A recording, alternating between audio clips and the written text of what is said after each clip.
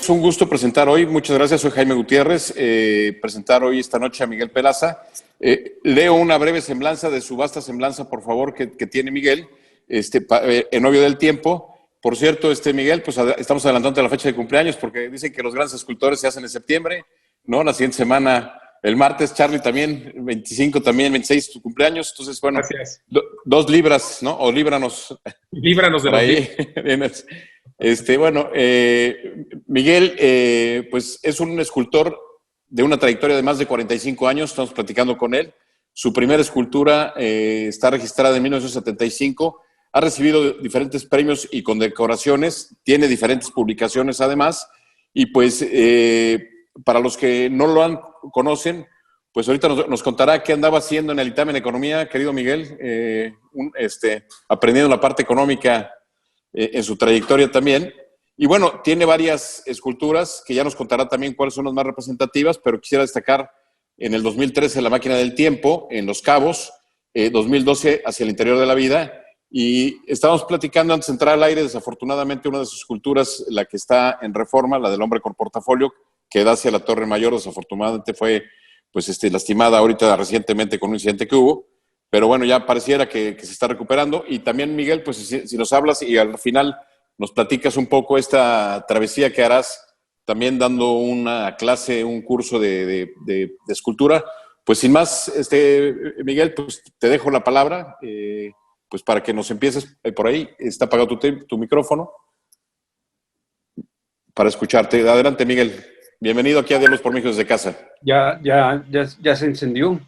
Ya.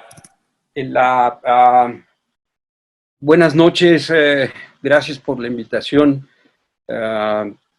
Es un privilegio poder contar con un auditorio tan distinguido y de conocedores, y un poco platicarles de la experiencia, de dónde nace mi ser escultórico, pero también cuál es la responsabilidad que uno tiene como artista en cualquier momento de la historia, cual sea que nos toque, incluida esta enorme enfermedad planetaria. Efectivamente, yo este año cumplí mis primeros 45 años como escultor.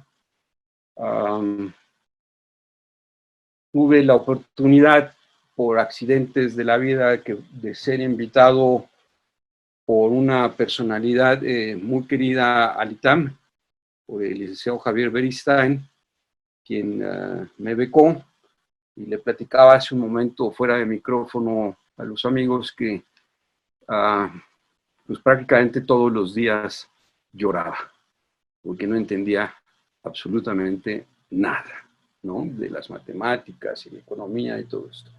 Finalmente después me apasionó, me encantó. No terminé economía, me licencié en administración, pero la combinación se hizo algo muy interesante porque, por un lado, yo vengo de una tradición muy larga de artistas, que comienza con mi abuelo, luego continúa con mi padre, con mi tío. Mi padre fue Andrés Peraza, mi tío Humberto, están mis primos, están mis hermanos, y que esta tradición se queda como parte integral de todo un conocimiento y de una manera de ser. La diferencia es que la mayor parte de ellos estudiaron en las escuelas de arte y yo no estudié en una escuela de arte, sino en una escuela de economía y administración, que su mezcla me enseñó tanto que después dejé de llorar y de sufrir cuando me di cuenta que en realidad había encontrado una parte del camino que me llevaría por varios derroteros. El primero es que, por un lado, me di cuenta que era de los pocos artistas que estábamos en el ITAM. Había amigos que les encantaba la escultura, que les encantaba la pintura, pero tocaban piano, pero lo hacían de manera amateur. Y por otro lado, inclusive mi director de carrera, que era Pedro Aspe en ese momento, me preguntaba qué hacía un escultor estudiando en el ITAM. Y en ese momento no tuve ni el tamaño ni la fuerza para explicarle qué era realmente lo que estaba haciendo ahí. Pero después me di cuenta que el ser escultor, ser artista, había muchísimos amantes dentro de nuestra comunidad que les encantaba las disciplinas artísticas, que les encantaba la música, la literatura, la danza, el deporte y otras cosas. Entonces, de alguna manera la comunidad del ITAM se convirtió en una comunidad de desarrollo económico para mí, porque había inclusive profesores, amigos, papás de mis amigos que compraban obra, y pues yo en realidad no tenía contra quién competir, pues la mayor parte de los artistas estaban en otras escuelas, sí especializadas en artes, pero que no tenían la oportunidad de formarse entre hombres de finanzas o gente que supiera de la administración o de otro tipo de recursos. Y el haber aprendido todo esto me llevó a terminar la carrera, y mi tesis la hice como burro que tocó la flauta.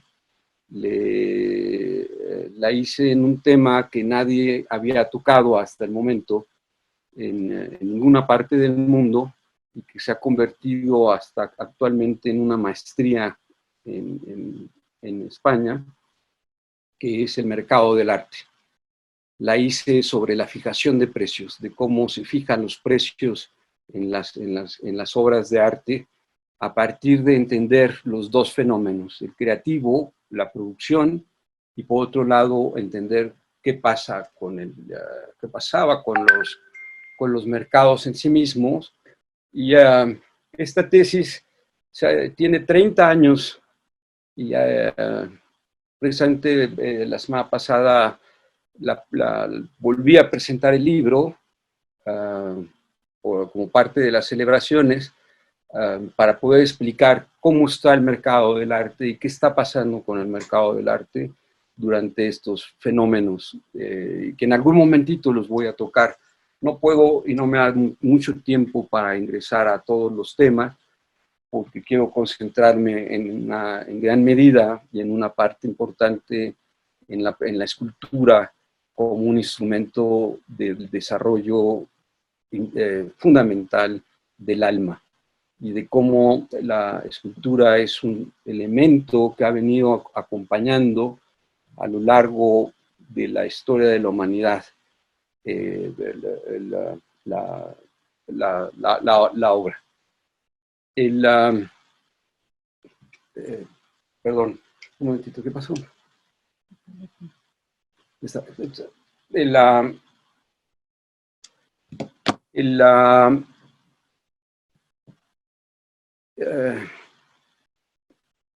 Perdón, me distrajo un segundo, pues ya vuelvo a tomar El alma de la humanidad estabas tocando. El alma de la humanidad, sí, es que me pidieron unas cosas aquí en la oficina y se las di. La escultura siempre ha estado, parte de mi trabajo ha sido investigar.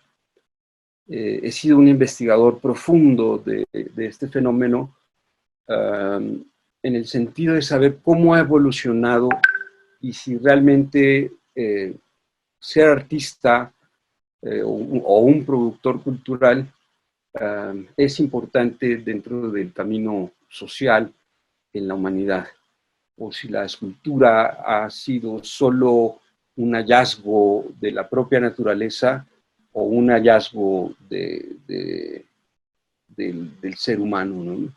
A veces imagino desde el cosmos, cómo el cosmos se compone y forma este planeta y deja las primeras grandes obras monumentales a la propia sociedad. Y por otro lado, el hombre cómo va utilizando estos materiales y va descubriendo estos materiales para crear técnicas, y a través de estas técnicas poderse expresar a lo largo de la historia. Y que sin estas sin estos testigos históricos sería muy difícil reconstruir la memoria humana. Sin la... Claro, lo que sí es importante es distinguir que no es lo que nosotros llamamos hoy escultura, si en el pasado o en la antigüedad era exactamente lo mismo o jugaba el mismo rol.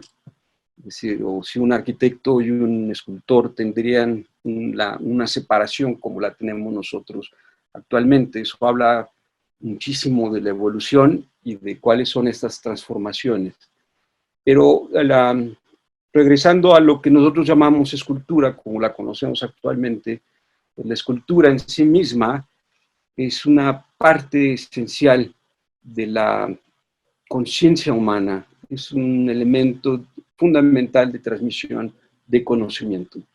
A partir de encontrar los elementos que ahora nosotros llamamos arqueológicos y que de alguna manera los que hoy nosotros estamos haciendo serán en breve también arqueología para los otros, cuando uno los va uniendo a través de un pequeño hilo, esto nos permite entender cómo los grupos humanos nos vamos encontrando en la misma circunstancia y nos podemos dar cuenta que la humanidad nunca ha estado separada y siempre ha estado unida por los océanos, siempre ha estado unida por el agua, siempre ha estado unida por el aire y siempre ha estado unida por sus ideas, por la historia del pensamiento.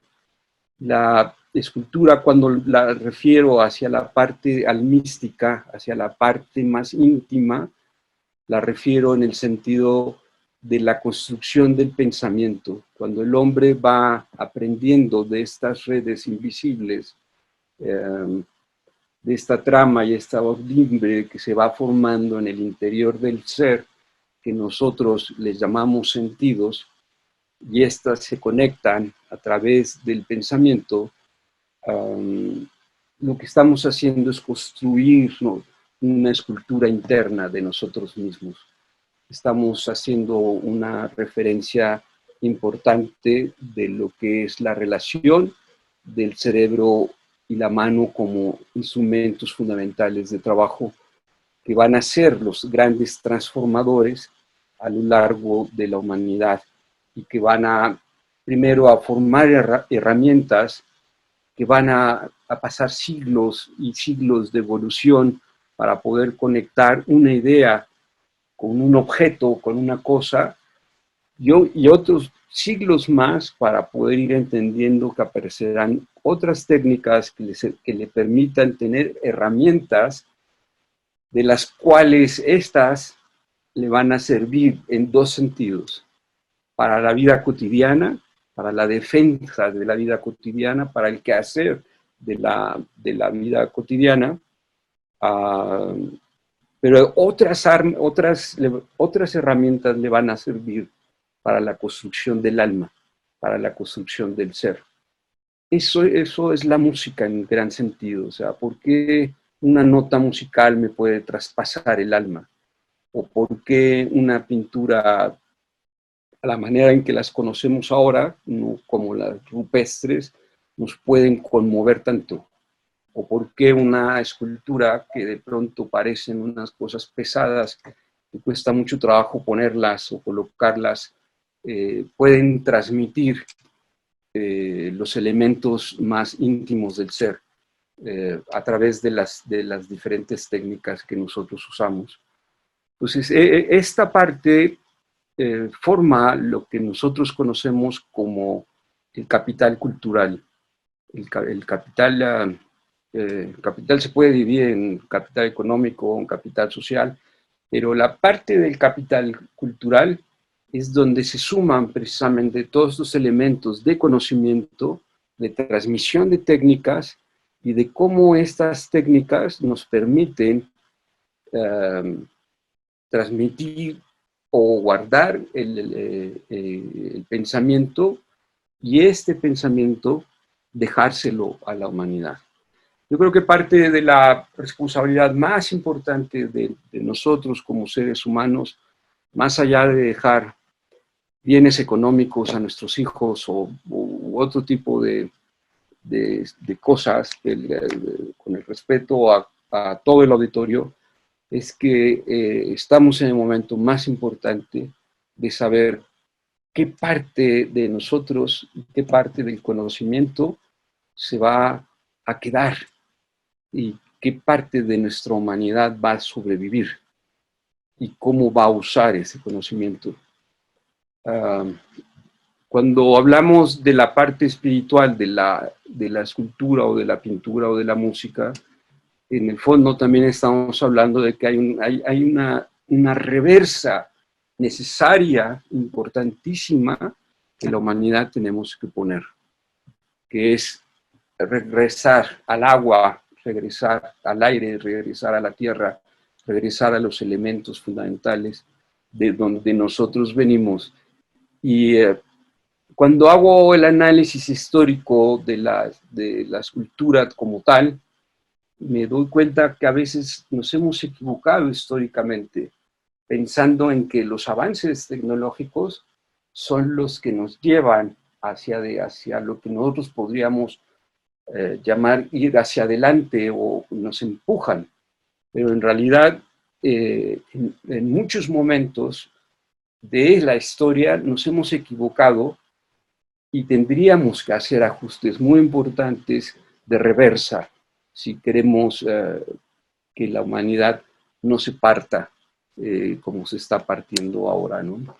Entonces, la escultura es muy importante en el sentido reflexivo, porque es una manera de comprender estos cambios, estos ajustes que se van dando a lo largo de la historia.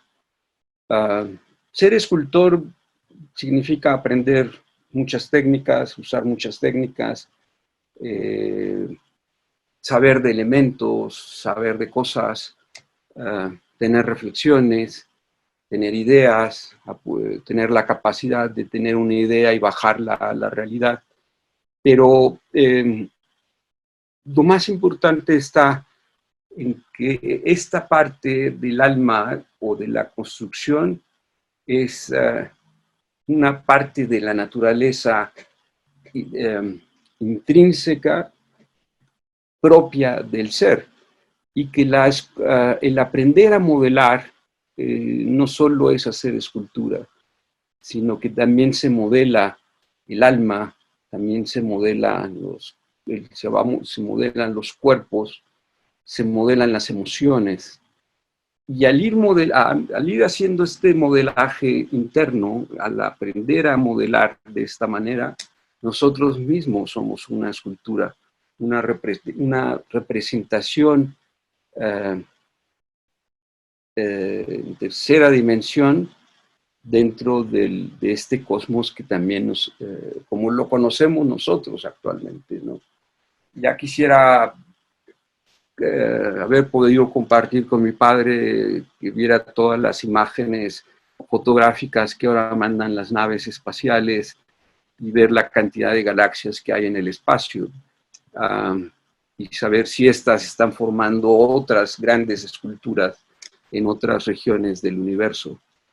Pero este pequeño universo al que nosotros pertenecemos, este lugar en el que nosotros estamos, lo que tiene es esa característica particular, que nosotros tenemos la capacidad de poder crear las extensiones que llamamos sentidos, pero que esas extensiones en verdad no están afuera, sino están adentro.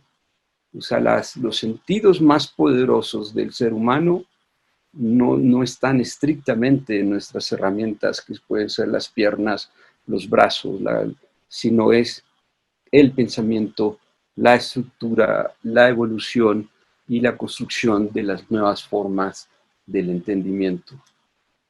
Hay una enorme confusión, ahorita me viene a la cabeza esto, que es una pregunta que me hacen continuamente sobre la cultura, En realidad nosotros somos productores culturales, o sea, un artista es un productor cultural. La cultura somos todos, la cultura es el alma, la cultura es la esencia, la cultura es el hilo que va cosiendo, que va uniendo a los pueblos, que va juntando a las naciones, que los conforma en la nación. Y yo creo que Morelos en los sentimientos a la nación lo explica en el párrafo 10º de una manera espléndida, ¿no? De qué es esa cultura y para qué sirve esta cultura. Nosotros somos productores culturales y formamos parte de ese escenario y somos responsables hoy más que nunca de darles esperanza y oportunidad a los demás en que esto tiene una salida y que parte de esa salida es la construcción creativa de nuestro pensamiento y del alma, aunque estemos fundamentalmente pensando en la construcción del pensamiento científico, esperando una solución de una vacuna para salir de este problema. Pero el trabajo de un artista en este momento, el trabajo de un productor cultural, lo que implica es crear a través de estas armas y de estas herramientas que hemos venido aprendiendo a lo largo de los años, esa esperanza y esa creatividad, y que en el deseo del otro no se detenga esa manera del pensamiento, y que es el mejor momento que hoy tenemos para que cada quien, la parte que sabemos hacer o la parte que hemos aprendido, estemos dispuestos a cederla a favor de toda la humanidad, con el ánimo de que ésta pueda salir adelante. Si queremos que persista, si queremos que siga, aunque nadie tenemos una bola de cristal y no sabemos qué va a pasar, la creatividad es hoy una de las responsabilidades más importantes porque es parte de esas soluciones que están en el conocimiento y que el hombre a lo largo de todos estos siglos es lo que ha ido aprendiendo al poder transformar los materiales en herramientas, estas herramientas en técnicas, estas técnicas en nuevos pasos hacia el desarrollo científico hasta llegar al día de hoy como estamos. Pero sí es importante que usemos la creatividad para darnos cuenta en dónde sí hemos podido crecer y en dónde la humanidad tenemos que hacer un freno y tenemos que ayudar para poder avanzar nuevamente hacia una mejor calidad de vida o a una mejor vida si queremos conservarla, ¿no? Sin jamás olvidar que ahora sí, cuando estamos frente a un problema de este tamaño, la única casa que tenemos es el planeta y es el que debemos preservar. Y la parte filosófica y la parte estructural más importante es que cada uno de nosotros lo que sabemos debemos compartirlo. Es el momento de compartir lo que sabemos para poder armar nuevas redes. Y ahora sí, redes poderosísimas que le permitan a las próximas generaciones entrar a esos proyectos y caminar a través de esos procesos creativos que son tan necesarios y que ahorita sin producción cultural, no me imagino la pandemia sin producción, sin la libertad de los escritores, la música de los músicos, sus conciertos, o la pintura, o un buen cuadro en casa, una película, algo que nos permita abrirnos y salirnos momentáneamente de lo que llamamos realidad y que podemos escapar por momentos de ella. Pero la otra manera importantísima de escaparse o de poder resolver es no dejar de crear, no dejar de sentir, no dejar de pensar. Y esa parte sí la he podido ver cuando estudio la escultura a lo largo de la vida, veo que son los testigos, son el tótem, son las formas de expresión que hemos ido conociendo para decirle al otro que hemos pasado por la faz de la tierra. Y en algunos casos ha sido para bien, y en otros casos muchas cosas han caído para que sucedan otras. Pero en fin, no me quiero alargar más, sino darles más bien tiempo a participar, si lo podemos hacer así, y caminar, seguir con la plática. Perfecto, Miguel. Pues muy agradecidos por tu charla. Empezaría yo en lo que nuestros amigos se van preparando para hacerte las preguntas. Tenemos también el chat abierto. Miguel, ¿alguien en tu vida ha influido, quizá a lo mejor el abuelo, el padre, pero alguien más ha influido en tu vida de artista? Y dos, esta parte de este pasaje del ITAM, pues de alguna manera fue circunstancial, pero creo que tuvo un impacto en tu vida. ¿Cómo lo calificarías? Y hay un gran detalle ahí de Javier Beristain también, ¿no? Cuando te dijo, oye, pues haznos una escultura para que puedas cubrir tus estudios, ¿no? Sí, comienzo con la de,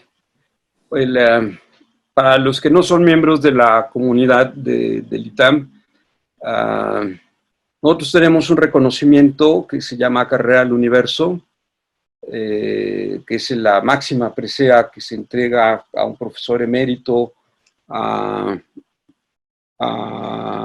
gente que tiene muchísimos años de trabajo, de experiencia en ciertas áreas, académicos, a investigadores, a gente de mucha valía dentro de la comunidad. Y resultó precisamente de cuando estaba terminando mis estudios, cuando le dije al licenciado Beristain que nuevamente me encontraba ya con muy escasos recursos, y me dijo, pues, ¿te acuerdas la escultura aquella que nos pidió en algún momento el licenciado Balleres? Sí, dije, sí la tengo presente. Me dice, pues, ¿por qué no pensamos en ella?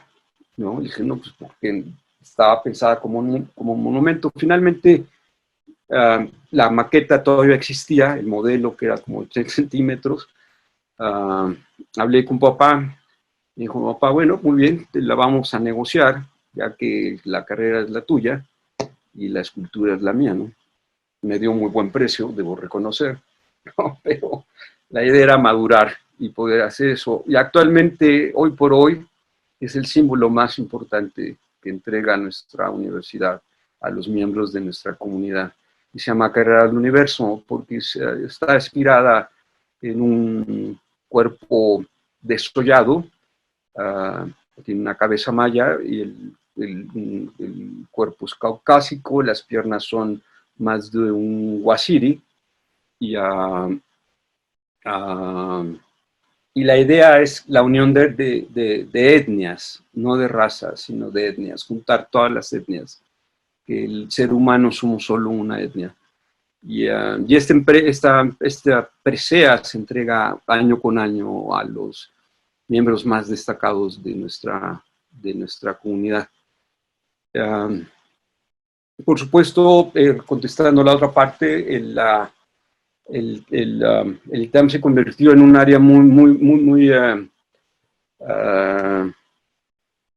destacada, porque por un lado me apasionó y me encantó la economía, la cual sigo escribiendo, y mi tesis la hice sobre el arte del mercado en arte, que tiene que ver con la fijación de precios de obras de arte, de cómo se fijan los precios. Conociendo los dos ámbitos, tanto el creativo como el económico, me atreví a hacer esto, y hoy por hoy es una publicación que ahí está, ¿no? Y que formó ya una maestría en la Universidad de Madrid, que es y está inspirada precisamente en el libro del mercado del arte. Lo produje cuando fue tesis con Tammy Buchwald, que era mi compañera de administración, y ya después lo escribí con Josué Iturbe, profesionalmente apoyados por Miguel Ángel Porrúa. Y no sé qué otra pregunta me hiciste por ahí. Un poco, si había algún artista, además, evidentemente ahí pues hay un sello familiar, pero a ti que te haya marcado en tu vida personal, profesional, para lo que haces. Sí, esta pregunta es bien interesante, es muy padre, porque por supuesto está la vida, está la influencia de mi papá. Tuve la fortuna y la suerte de trabajar 22 años día con él. Hasta el último día de su vida estuvimos juntos trabajando. Estábamos haciendo unos proyectos para el TEC de Monterrey. Y con él tuve un enorme, mucho tiempo para poderme formar. Sin embargo, pues también tengo mis propios maestros de la antigüedad. Me encanta, por ejemplo, Fidias, del 450 antes de Cristo. Me gusta mucho Mirón, ¿no? el Discóbolo. Por supuesto, artistas más contemporáneos como el propio Rodin, Matisse, ¿no? Como escultor. Y cuando los ves y aprendes de ellos, pues son tus maestros también, ¿no? Y un libro no se hace solo, se hace de muchos libros. La escultura pasa algo muy parecido. Una escultura se hace de muchas otras esculturas. Entonces, cuando vas aprendiendo y vas viendo todo lo que has recorrido, te da la oportunidad de formar tus propias obras y de expresarlas, pero evidentemente estas tienen influencia, ¿no? Chillida me encantaba, ¿no? Me sigue encantando. Tengo muchos escultores y que en algún momento se convierten, al estudiarlos, al verlos, pues se convierten en tus maestros, en la gente de la que quieres saber o aprender más. Miguel, antes, nos habíamos visto mucho antes de la pandemia y habíamos platicado de que este gobierno, pues poco estaba apoyando la parte cultural y evidentemente la parte escultural, la parte de la escultura. Hoy, con la pandemia, pues se ha venido a acelerar esta situación. Si de por sí la vaca ya estaba flaca, pues ahora se le cayeron ahora sí que son las pulgas, ¿no? Miguel, ¿tú cómo ves hoy en día este tema de la escultura en esta situación? Y ahorita te hacemos unas preguntas que ya están en el chat en relación a esto. Mira, la lucha ahorita ha sido muy fuerte porque quieren cambiar el concepto de cultura, pretendiendo hacer a los creativos responsables de toda la cultura. Y la cultura somos todos. Hay una cultura de la salud, una cultura de la alimentación, hay una cultura del bienestar, o sea, la cultura está metida en todos lados porque tiene que ver con el comportamiento ético, y tiene que ver con el razonamiento interior y con el respeto y el seguimiento a un Estado de Derecho, si es que este existe, o al de las leyes. Pero cuando viene un desprecio tan profundo a la cultura, porque no se le comprende o no podemos hablar de ella, la tendencia es eliminarla y tratar de crear elefantes blancos, ¿no? Tratar de crear otro tipo no sé qué vaya a pasar con las 800 hectáreas en el bosque de Chapultepec, cuál sea realmente el hilo conductor. He tratado de darle seguimiento al proyecto para ver qué va a pasar. Es un área gigantesca, uno de los parques más grandes del mundo, adentro de una ciudad, y que la idea es una idea cultural, evidentemente, ¿no? Y que debe tener un plan maestro, pero al parecer no está muy claro para todo el país y va a tener un costo muy alto.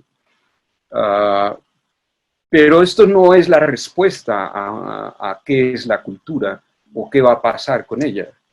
Es decir, mientras no haya un entendimiento sociológico, un entendimiento político de que la cultura es un asunto espiritual, forma parte de la forma parte de la ley. O sea, en la esencia de una ley, la esencia de nuestra Constitución es la cultura de la nación.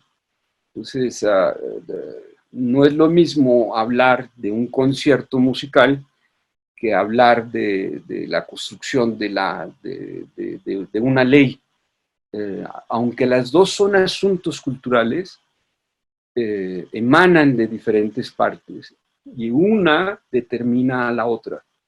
Es decir, esta parte es importantísima, pero tiene que haber un entendimiento.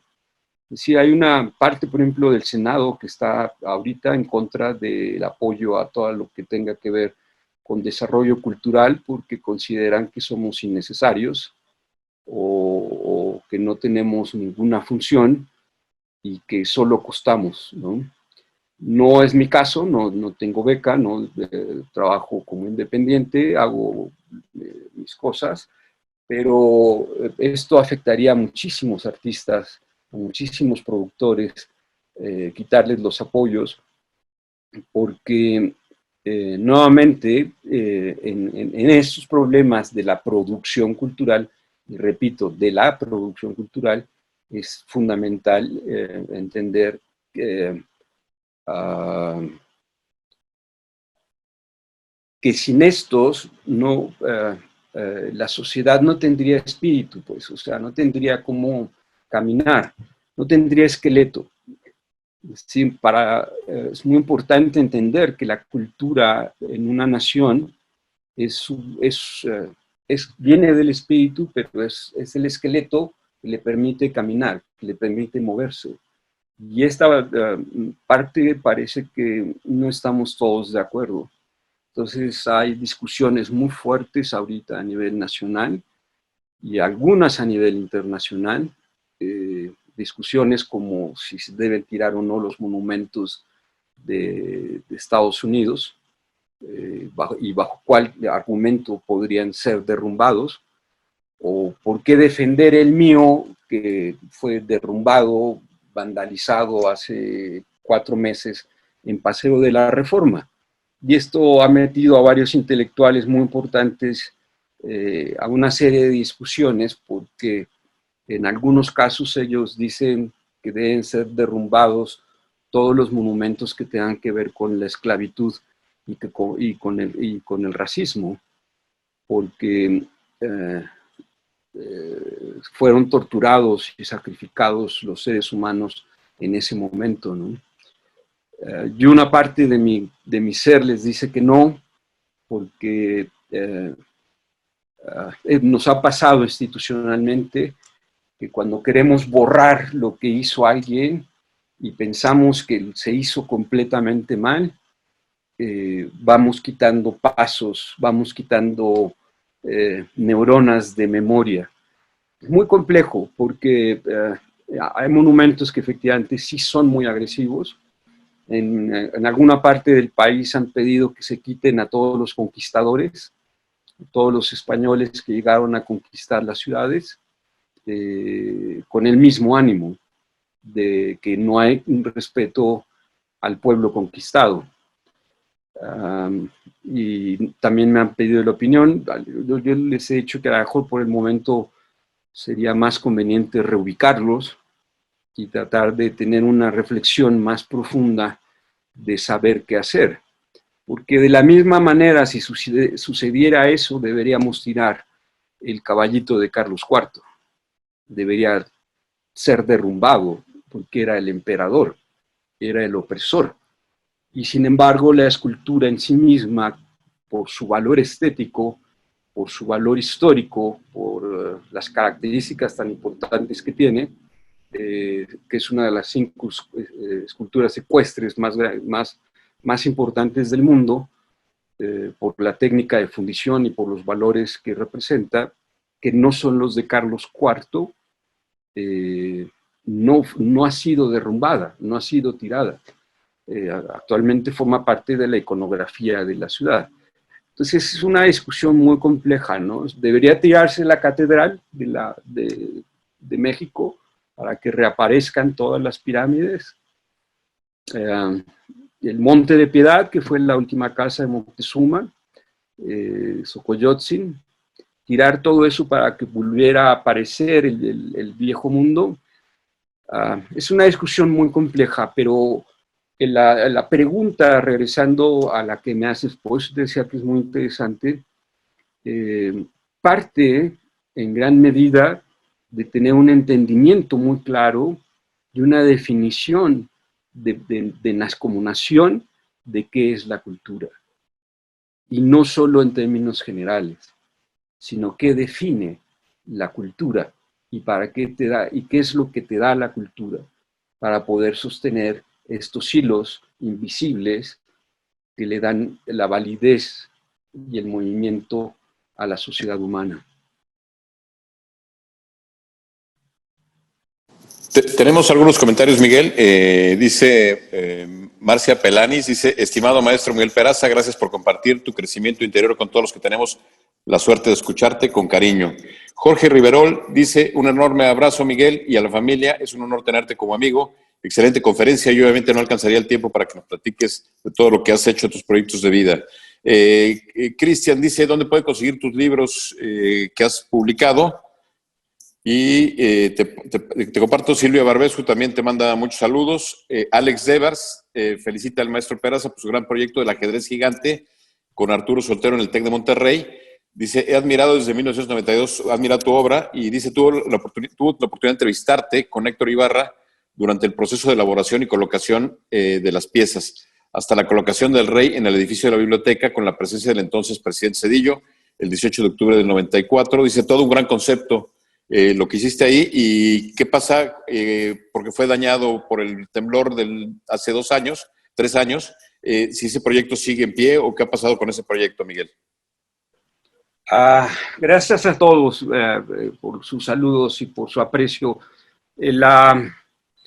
Con el TEC estamos, estoy esperando con ansia y con muy buena voluntad que las autoridades lo reubiquen, pues es un símbolo nuevamente de la zona y sería un error no ponerlo para que fuera una manera de olvidar la historia de la desgracia de que tuvimos muertos y se hayan caído en los edificios, ¿no? Aunque no las esculturas, pero había que moverlas urgentemente para poder demoler y hacer los cambios, y se contrató una compañía muy, muy grande, donde se hizo un compromiso, un pacto, de que una vez que se terminara esto, se reubicaran las esculturas. Es un proyecto que me llevó 16 años de vida. Efectivamente lo comencé por ahí de 1990 y lo terminé hacia el 2005, 2006, por ahí, el proyecto. Entonces, para mí es un proyecto de vida muy importante, donde entregué muchos, muchos años. Y por otro lado, es una de las obras más conocidas en el mundo, porque es uno de los ajedrezes más grandes del mundo, porque está dividido en 2 partes. Están los monumentos, que son muy grandes, como el del rey, que mide 9 metros, pero está el ajedrez de 8 por 8 metros, el tablero, que es con el que juegan los chicos todo el tiempo, y es el que usan, y es con el que aprenden, y tenemos torneos, y hemos llevado campeones, con el ánimo de enriquecer. Los símbolos, dentro de los últimos 25 años, se los he dedicado a las universidades, a trabajar con las universidades. Tengo obras en universidades en otros países, como Colombia o en Estados Unidos, y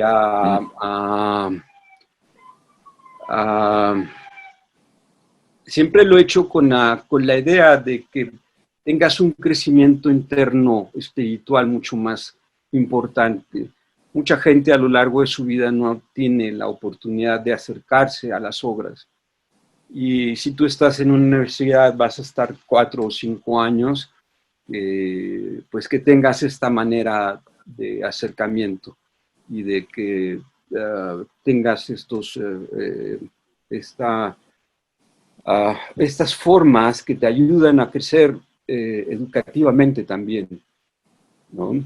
Déjame aprovechar nada más un segundo también para saludar a la embajadora Bárbara Jones, extraordinaria amiga.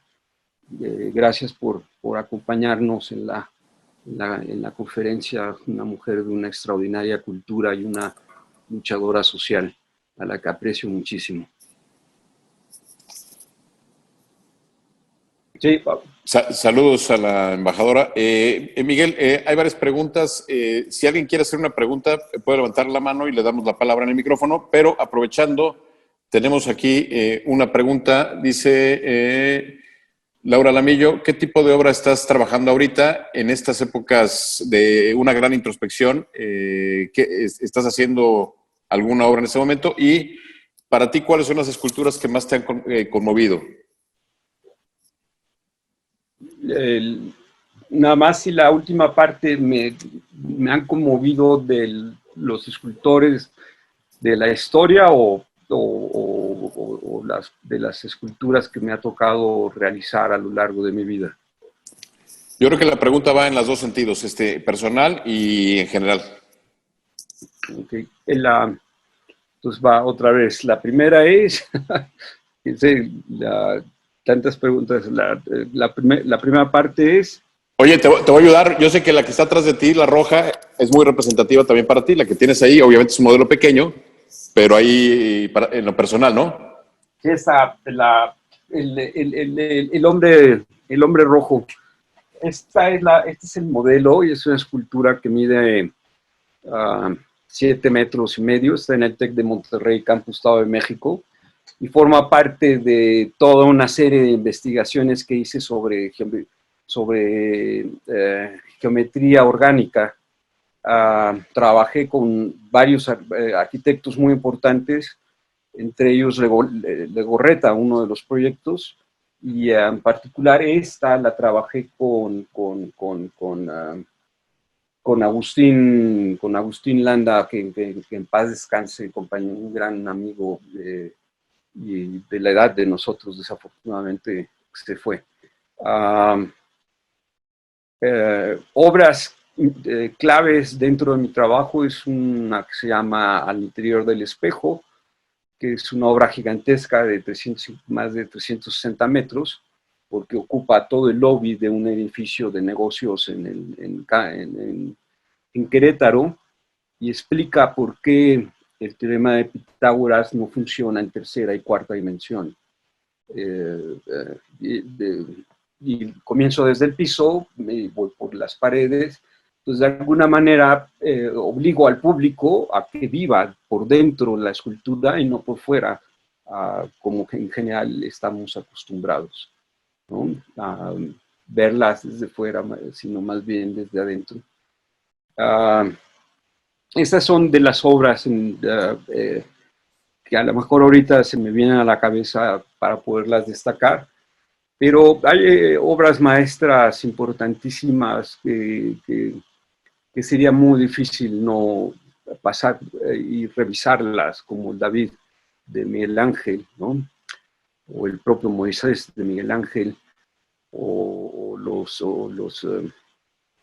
las sombras, shadows de Rodin, o ver esta gran obra en Chicago de Alexander Calder, que me encanta también, por supuesto, Alexander Calder, o no revisar las obras de Chillida como el Peine del Viento en la ciudad de San Sebastián, en el País Vasco, que son obras claves para la humanidad, porque son una mezcla muy importante para una cantidad de elementos y de técnicas, ¿no? No puedo dejar de ver la Estatua de la Libertad de Bartoldi, pero tampoco puedo dejar de admirar el Cristo del Corcovado en Brasil. En fin, ver o simplemente Stonehenge Es quizás una de mis obras favoritas, una obra de la que he aprendido muchísimo, porque es de alguna manera la evolución de la geometría, es como el hombre cómo va haciendo abstracción y a partir de esa abstracción la va transformando en otras cosas y es como de alguna manera cómo camina la piedra. Me explico. El hombre crea una cosa que se llama geometría y de la geometría se van a derivar el mundo como lo conocemos actualmente, pero de esa geometría en algún momento quienes llevan por primera vez la geometría a un específico escultórico son los egipcios con el obelisco, pero ese obelisco se va a transformar con el tiempo. Ese obelisco viene de la misma piedra de Stonehenge y, y el obelisco a su vez se va a convertir en los templos de los griegos. Y después los templos de los griegos se van a convertir en las enormes catedrales que conocemos, porque se va a ir mejorando las técnicas, pero en realidad es la misma piedra que está ahí y que solo lo que estamos viendo es cómo camina. Entonces sí, admirando esas técnicas y esas formas a lo largo de la historia. Son las mismas piedras que tienen la muralla china, ¿no?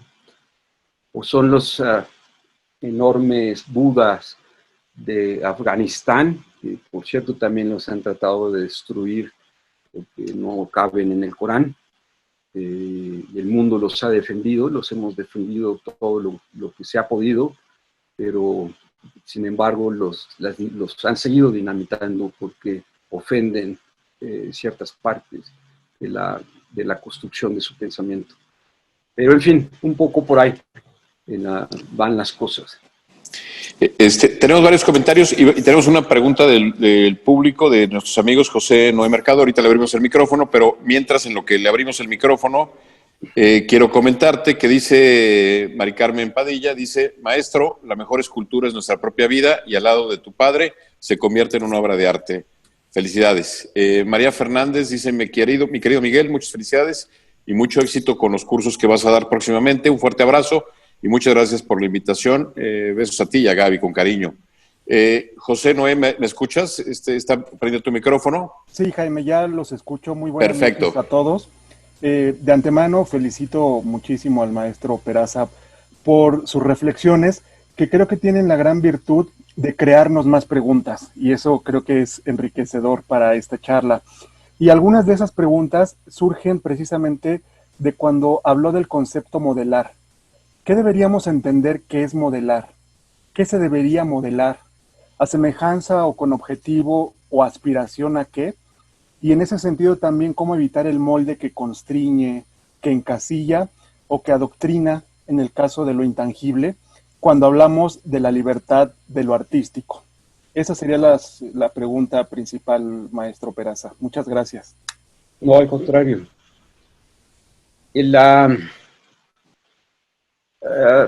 Por modelar, lo que uno entiende es la facilidad mental, no necesariamente la facilidad manual, de poder transformar un objeto o un algo en otra cosa, intervenirlo. Es como subrayar un libro. Lo estoy subrayando, lo estoy interviniendo el libro, ¿no? Si toco el piano, estoy interviniendo el piano. Pero modelar en ese sentido es cómo transformar estos elementos internos de los que disponemos, que tienen que ver con la parte sensorial, con la parte sensitiva, en la que uno puede modelar una idea, cambiarla, ¿no? Cuando uno está haciendo esos cambios, esa ejecución, esos momentos, están sucediendo muchas cosas, porque el hombre lo que está haciendo es modelar. A eso me refiero con la palabra, y en ese sentido, como escultor, uno pensaría que modelar solo se modela la plastilina, pero eso es un error. También se puede modelar el fierro, se puede modelar el acero, Se modela porque se está transformando. Y luego hay una derivación dentro una derivación dentro del vocabulario que va hacia el molde, que es la cosa que nos atrapa. Es decir, quizás el cuerpo humano sería el propio molde de todos, de cada uno de nosotros, ¿no? Y cómo escapar de él. Yo tengo algunos pensamientos con respecto a eso, porque a veces mientras más se conoce, o mientras más sabemos, más esclavos somos, o menos sabemos, como diría Sócrates. Pero cuando hay creatividad, aunque uno esté en un apeirón o en un callejón sin salida, y cada vez me angoste más y ya no me deje aparentemente crecer o conocer, tengo la capacidad a través de modelar mi energía, de modelar mi alma y salir de ese callejón creativamente, con energía, con creatividad, y modelando ese diseño para poder salir y escapar de ese molde. Si el molde fuera solo esa prisión que contiene y detiene la obra.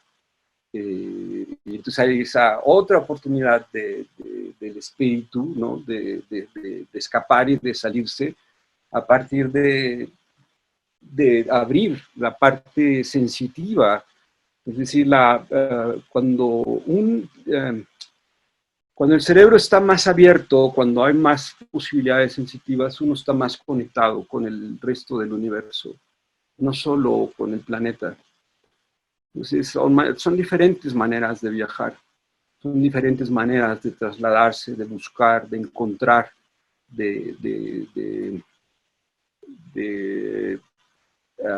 y de modelarse a uno mismo. Es decir, poderse transformar, como si te pudieras transformar en un sueño, eso también es modelarse. Es decir, el hombre diario lo está haciendo. Ahorita mismo con esta conversación nos estamos modelando, estamos cambiando un poco la idea, estamos abriendo el pensamiento, estamos haciendo una reflexión. Entonces, de alguna manera nos estamos modelando. Perfecto, Miguel. Tenemos aquí 5 comentarios. Dice Marcela Camarillo, muy sensata y muy objetiva tu observación sobre el movimiento cultural como esencia de la nación. Un abrazo, Marcela. Carlos Cruz, ya esto lo comentaste anteriormente, pero dice, ¿qué opinas acerca del derribo de las esculturas de héroes? Ya lo comentaste, te mando un abrazo. Dice, va más allá del vandalismo, o sea, dice que ya lo comentaste. De Mariana Rodarte, dice Miguel, solo para mandarte un abrazo fuerte, dice que tiene varias esculturas y cuadros tuyos que fueron heredados de su papá desde pequeña a través de tu obra. Dice que hizo sus primeros acercamientos a la escultura, que de las formas de arte es la que más disfruta. Rocío Martínez, dice Miguel, muchas felicidades, qué gusto escucharte. De Paraidolia, dice Miguel, un gusto compartir este tiempo contigo. Juan Miguel Alcántara, qué gusto, Juan Miguel, tenerte aquí hoy. Dice, en la línea de tu perspectiva, ¿qué es la de la UNESCO sobre prevalecer o cuidar las últimas obras respecto a anteriores? Con otra lógica, entonces también habría que destruir, el monumento a Cuauhtémoc, porque los aztecas sojuzgaron a los tlaxcaltecas y muchos de estos pueblos, lo cual sería también otro error. Dice, disculpa, me puedo incorporar tarde, que es un poco lo que habías comentado. Jorge González, tema muy interesante y extraordinario planteado. Diego García dice, en esta época digital, ¿cómo ves el futuro? Y esto lo asocio un poco que a nuestros niños antes nos daban plastilina para jugar, a nuestros hijos, pero ahora les damos una tablet. ¿Cómo ves este futuro, Miguel?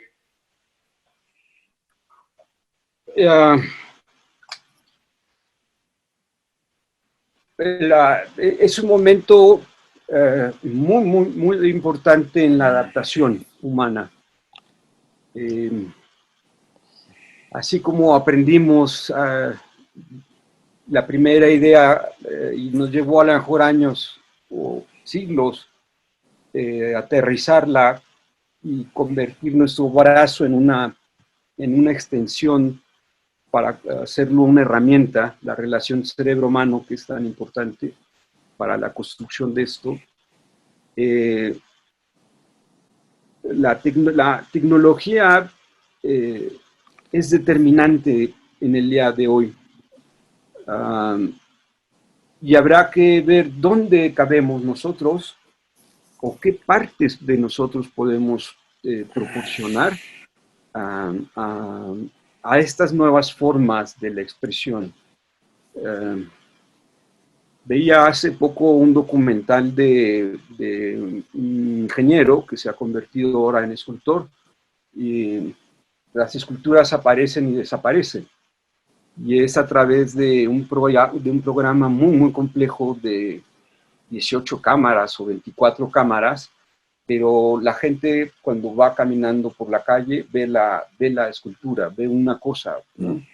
Pero en realidad no está. Cuando se acerca la puede hasta traspasar, porque no está, no existe. No existe como objeto, como cosa, sí existe mentalmente. Entonces quiere decir que hay una profunda necesidad de tener una flexibilidad y buscar dónde van a estar estos cambios y qué tan capaces vamos a ser nosotros, por un lado, de proponer y por el otro lado, de adaptarnos. Por un lado, de transformar y por otro lado, de comprender toda esta nueva tecnología digital. A pesar de que nos vemos, no nos podemos tocar. Y el ser humano todavía somos muy gregarios. La escultura, de alguna manera, todavía queremos estar cerca del objeto y poderla tocar. Sin embargo, el tiempo contemporáneo, el tiempo actual, nos está obligando a cambios muy, muy, muy importantes. Y yo creo que hay que sobrevivirlos, llevarlos, desarrollarlos. Por un lado, con muchísima inteligencia. Por otro lado, no dejando de proponer. Yo personalmente convocaría a una reunión de los que estamos en estas áreas para saber qué podemos hacer juntos o quiénes somos expertos en qué, para poderle ofrecer nuevamente a la humanidad estos trabajos y estas obras. Pero estrictamente saber hacia dónde va a caminar y cómo se va a desenvolver es todavía muy complejo. Creo que nos faltan algunos años y a lo mejor a algunos ya no nos toque ver totalmente ese cambio. Perfecto. Estamos ya casi llegando al final de nuestra hora programada, pero no quisiera yo dejar 3 comentarios más. Gabriel Gasca, que también está exponiendo ahí en Samara, su fotografía, él dice que fue egresado del TEC de Monterrey en la parte de administración y que todos los días tenía la oportunidad de apreciar tu obra saliendo de clases. Te manda un abrazo. Preguntan también, Yolanda está preguntando sobre el curso que vas a dar en estos días, que has estado promoviendo en las redes, de qué se trata y cómo se pueden inscribir. Y bueno, y Miguel Gómez nos dice que hoy, 21 de septiembre, se celebra el Día del Artista Plástico. Entonces, bueno, Miguel no lo vemos porque está atrás de cámaras, pero es el que nos ayuda con temas logísticos, pero dice que hoy es el Día del Artista Plástico también. Pues muchas gracias. No sabía que teníamos para comenzar un día. pero pues autofelicitémonos, ¿no? A todos los creativos. Rápidamente, el curso tiene la intención de terminar de restaurar la escultura de Paseo de la Reforma.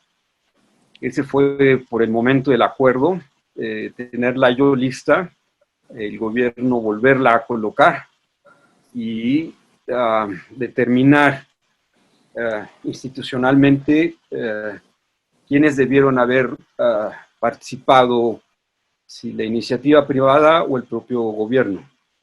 Pero el curso en realidad va a ser una reflexión en torno a lo que es nuevamente el pensamiento escultórico, su importancia, los símbolos, cómo se ligan, cómo puedo aprender a distinguir elementos de construcción, cuáles son esos códigos que debo aprender para poder leer mejor, en este caso escultura, profundizar en la parte filosófica, estructural del pensamiento escultórico, hablar de la responsabilidad del capital cultural y al final cómo aprender a modelarnos nosotros mismos, no en el sentido de hacer plastilina, sino en el sentido un poco con el que hemos hablado en esta maravillosa plática. Entonces, les puedo dar la información,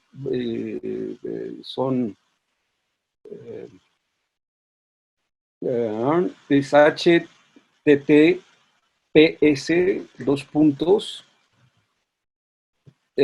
dos diagonales, curso.miguelperaza.com. Ahí pueden encontrar información, o les doy mi correo,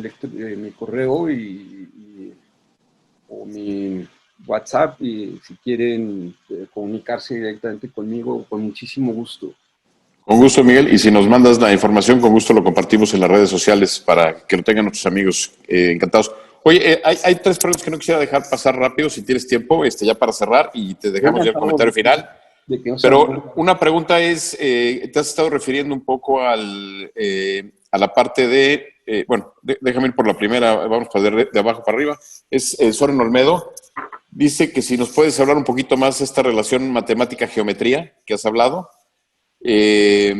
También Naim Livien nos dice que te manda un caluroso saludo, que felicita la organización de la plática, y si pudieras dar un consejo a todos los jóvenes de México, ¿cuál sería? Y Rafael Cruz, un poco, ¿con qué te quedas tú de tu profesión? Y es un gusto escucharte, dice. Esas serían las tres últimas para cerrar, por tu tiempo, por el tiempo de nuestros amigos que nos están viendo. Poder concluir con esas tres preguntas. Bueno, de la parte de la matemática es un poco larga, pero sintetizándola, la abstracción, el ser humano siempre ha requerido de ubicarse en el universo. O sea, el mundo, el planeta, nosotros tenemos un norte y un sur, un este y un oeste, pero trazado por nosotros mismos. En el espacio abierto no existe norte, ni sur, ni este, ni oeste. No existe la línea recta, como tampoco existe en esta tierra la línea recta. Entonces, los griegos lo que hicieron fue a través de ir conociendo el conocimiento que venía de Egipto y de los fenicios, de cómo podían sintetizar y de cómo podríamos nosotros ubicarnos con respecto al universo, dónde está parado el hombre con respecto al universo. Entonces, el obelisco, más que un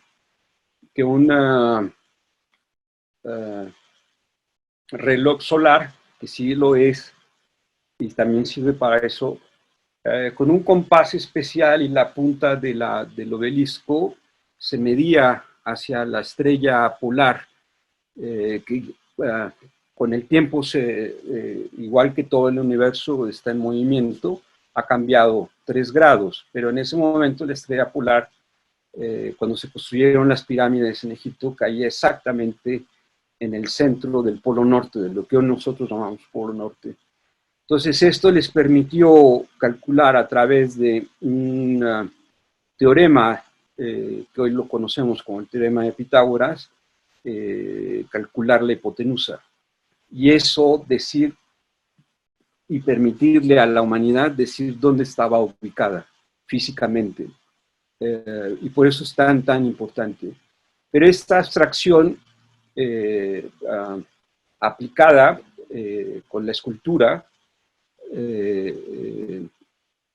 es porque nosotros hacemos esta división, pero realmente deben haber sido astrónomos con escultores y arquitectos y obreros y un montón de gente trabajando en este proyecto juntos, y cada quien poniendo ellos lo que sabía para poder lograr este fenómeno. Yo lo que he hecho es trabajar mucho con el ánimo de poderle explicar a la gente que el arte no está tan lejos de como pensamos de la ciencia, al contrario, está súper cerca de la ciencia. Son áreas muy importantes de conocimiento. Y el desarrollo de la geometría a lo largo de la historia nunca se separó, siempre se quedaron ya juntas.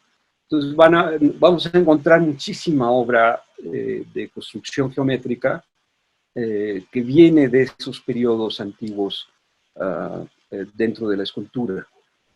Pero hay momentos en que la escultura ha sido el aporte a otros elementos de la geometría, que tiene que ver con los cálculos del peso y que tiene que ver con los movimientos y con el movimiento de fluidos. A la mejor es un poco difícil explicarlo, pero un cuadro de Van Gogh ahorita está siendo estudiado para saber por qué se mueven las cosas, por qué hay fluidos, por qué se agita el agua, por qué permanentemente el avión puede volar, por qué se mueve esto, porque hay una teoría de fluidos, y esa teoría de fluidos está vinculada directamente a la geometría, está directamente, pero se estudia también a través del arte. Es decir, de un cuadro de Van Gogh, a tratar de explicar la teoría de fluidos, pues es un poco loco, pero es muy interesante porque es tratar de entender cómo se mueve todo y por qué se mueve, o cómo se descubren ciertos elementos a partir del peso de una corona, porque desplaza el agua, y qué cantidad de agua desplaza, ¿no? En fin, o sea, hay una serie de relaciones entre una y la otra, y no solo con la geometría, también los hay con la ciencia, ¿no? Aportaciones por parte del arte a la ciencia. Es una mezcla, pero es un poco larga para poder explicar una pregunta tan profunda y tan importante. Pero por ahí va. Por ahí va. Y con respecto a los jóvenes, es no perder en ningún momento la posibilidad de crear. Que con lo que se encuentren puedan crear cosas. Y no el límite está en los materiales ni en los recursos necesariamente económicos. Sí es una batalla cuando comienzas, sí es muy difícil cuando eres joven, tratar de que alguien te haga caso o que vea las cosas. Pero lo más importante es nunca perder el ánimo. Es siempre creer en ti, creer en lo que haces, disfrutarlo, compartirlo, entenderlo. Y eso viene de un ánimo muy importante, que es el amor a la vida. Y cuando uno tiene ese amor a la vida y no se detiene, esa creatividad va a continuar. Y pasaremos de ser esos jóvenes inquietos o esos jóvenes con pocos recursos a hombres más maduros que podamos aportar más cosas a nuestros grupos humanos. Y por ahí sería el consejo a los chicos, ¿no? Y con respecto a mí, pues ya quedarme a seguir escribiendo, me faltan algunas cosas, voy a presentar ahorita los seminarios, tengo los libros, el libro del mercado del arte lo pueden encontrar con, lo vende Miguel Ángel Porrúa, es la 5ª edición, está coeditado con la Universidad Autónoma del Estado de Hidalgo y Y mi último libro, que celebra los 45 años de Miguel Peraza, escultor periférico, está en el sótano, en la librería del sótano, y me parece que también en algunos ambos. Pero en el sótano estoy seguro que sí hay libros. Perfecto, Miguel. Pues no sé si quisieras, ya para terminar, un último mensaje para todos nosotros. Hoy, el lunes 21 de septiembre, plática número 27, antes de dar la palabra a Carlos para que nos haga favor de terminar hoy la charla. Pues mira, antes es agradecerles profundamente su paciencia, a dedicar un tiempo a escuchar a lo mejor cosas que no están aparentemente tan relacionadas con nuestra vida diaria, pero que cuando les encontramos ese sentido y lo disfrutamos se hace maravilloso, ¿no? Poder juntar cosas y mezclarlas y jugar con esa parte de la vida, y agradecerle a todo tu equipo y a ti mismo la enorme invitación, Jaime, a Carlos, ¿no? A mi tocayo Miguel, de darme la oportunidad de ser escuchado, a lo mejor en locuras o algunas demencias que salen por ahí. Son pláticas que alimentan el alma, querido Miguel. Un abrazo de cumpleaños para la próxima semana. Y querido Gracias. Carlos, pues te cedo aquí cámaras y micrófonos, querido Carlos. Muchas gracias, mi estimado Jaime. Pues Miguel, en verdad, sensacional.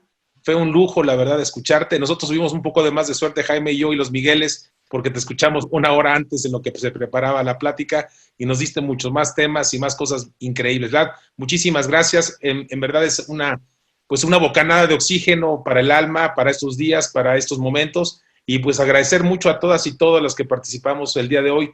La verdad es que Diálogos por México desde casa lo hacemos todos, lo hacemos con estar aquí, con reflexionar. Y bueno, pues nada más agradecerte nuevamente desde la lejanía, mandarte un fuerte aplauso virtual.